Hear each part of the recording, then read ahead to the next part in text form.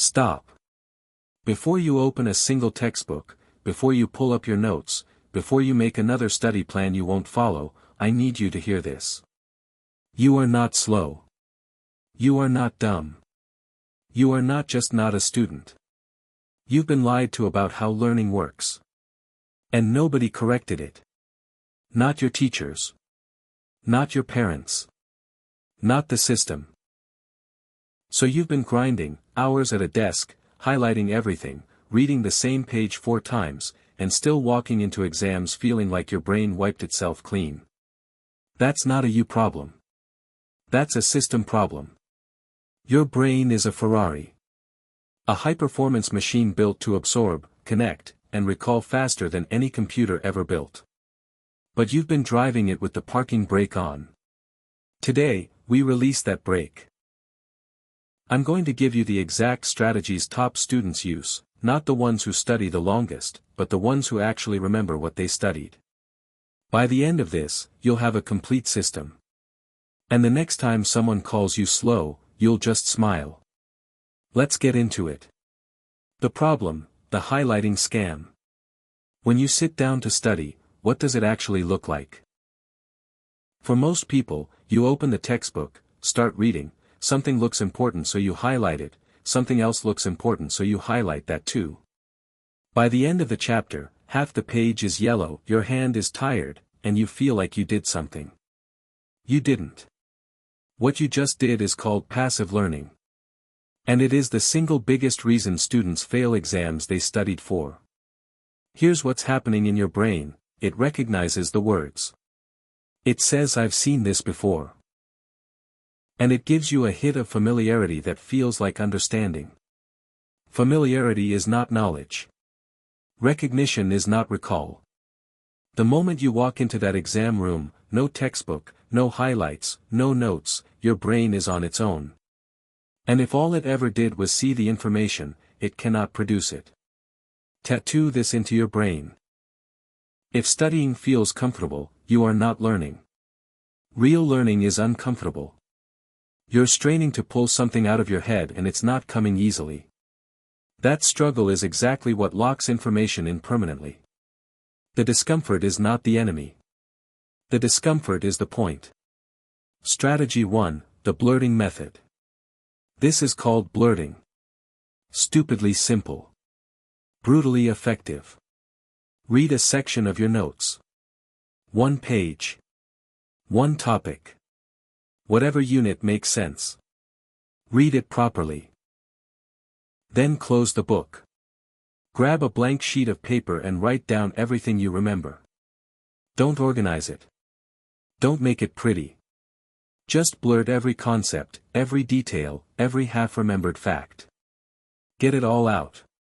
Then open the book, pick up a red pen, and fill in everything you missed. That red ink is the only information your brain actually needed to revisit. Everything in black you already had it. You just proved it. You've replaced passive rereading with active retrieval. And retrieval is the most powerful learning tool in existence. Every time you force your brain to produce information instead of just receive it, the memory gets stronger. The pathway gets deeper. It sticks. Bonus, you now know exactly what you don't know. No more wasting time on material you've already mastered. You go straight to the gaps. 10 minutes. Outperforms 3 hours of highlighting every time. Strategy 2, mental hooks. Here's what your teachers never told you about how your brain actually works. Your brain doesn't store information like a hard drive, folders, organized files. It stores everything as a web. A massive, interconnected network where every piece of knowledge links to other pieces of knowledge. You cannot drop a new fact into your brain cold and expect it to stay. There's nothing for it to attach to. It floats around for a few hours and vanishes. You have to hook new information onto something you already know. The most powerful way to do that is through analogy.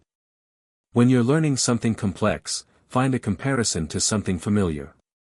And the weirder or dumber the analogy, the better, because your brain is hardwired to remember the unusual. Studying how the heart pumps blood.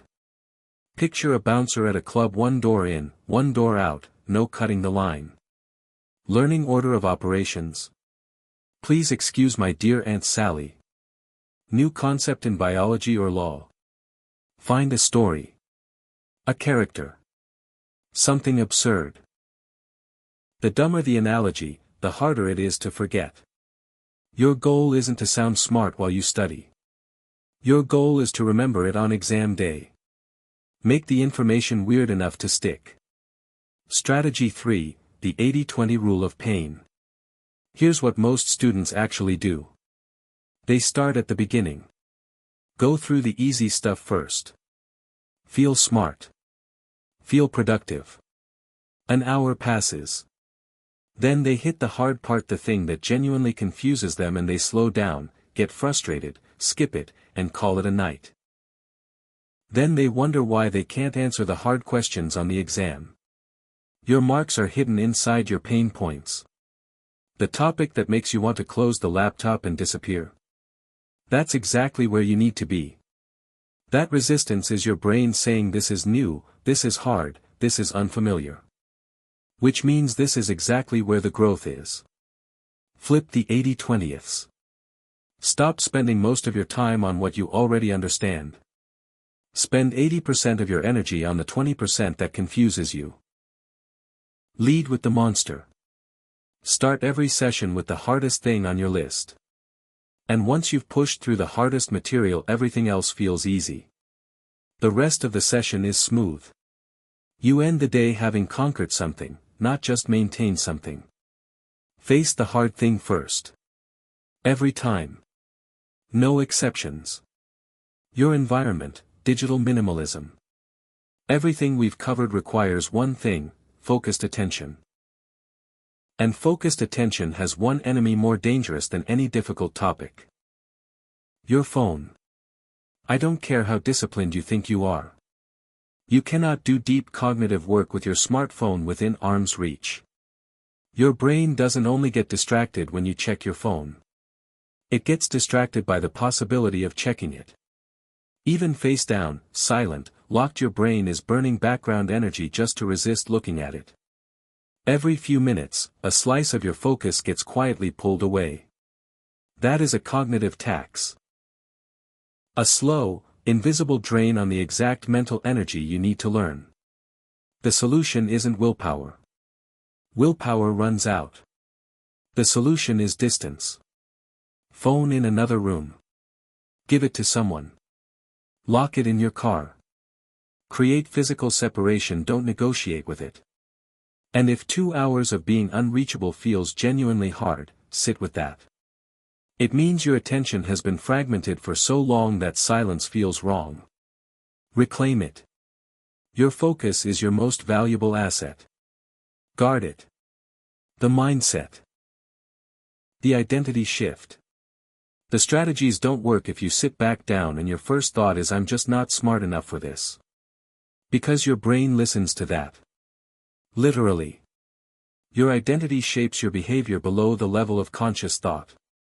If you believe you're someone who struggles, your brain finds every excuse to confirm it. It quits earlier. It avoids the hard material. It reads confusion as proof you don't belong. You have to change the story. Not fake positivity. Not motivation that evaporates by Tuesday. A real, intentional reframe. You're not bad at math. You're currently building your logic skills. You're not terrible at memorizing. You haven't found the right encoding system yet. You're not dull. You were never taught how to study properly until now. Every expert was once a beginner who refused to accept the label. You don't need confidence yet.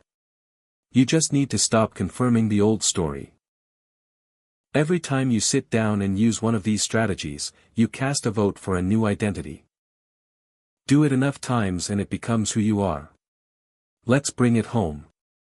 Your brain was never the problem. Your system was. And now you have a new one. Stop passive learning. Highlighting and rereading are comfortable lies. If it feels easy, nothing is sticking. Use blurting. Close the book, retrieve everything, fill the gaps in red ink. Build mental hooks. Connect new knowledge to old knowledge through analogy, the weirder the better. Lead with pain. The hard material is where your marks are buried. Start there. Protect your environment. Phone in another room. Every single time. Shift your identity. You're not dull. You're optimizing. Results don't go to the person at the desk the longest. They go to the person with the best system used consistently, with intention. You have the system now. Phone away. Blank page out. Red pen ready. Go get it.